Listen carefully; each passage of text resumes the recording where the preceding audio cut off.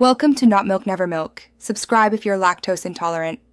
You begin by verifying prerequisites and initiating the link. Log into each broker and enable API or account sharing. Make sure 2FA is available.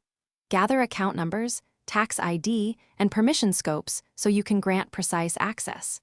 Choose a primary account that will receive consolidated holdings and decide whether you will push data from satellites into it or pull data into a reporting hub. Once done, open the Linking or API Settings page on the primary provider and prepare to add credentials. Next, you authorize connections and map each linked account. Use OAuth flows where available. If API keys are required, generate them and store tokens in a secure vault.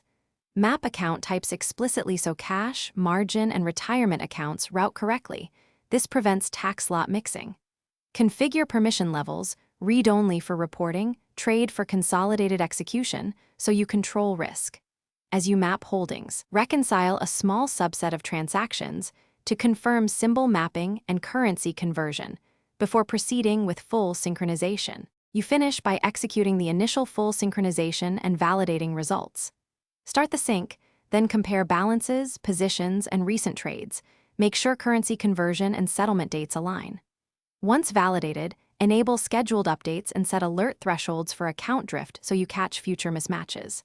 If things go wrong, check credentials, permission scopes, time zone settings, and tax lot rules first. Often reissuing API keys or remapping symbols fixes the issue quickly. Make adjustments, then rerun the sync to confirm resolution. Thanks for watching. If this was helpful, leave a like and consider subscribing. See you next time.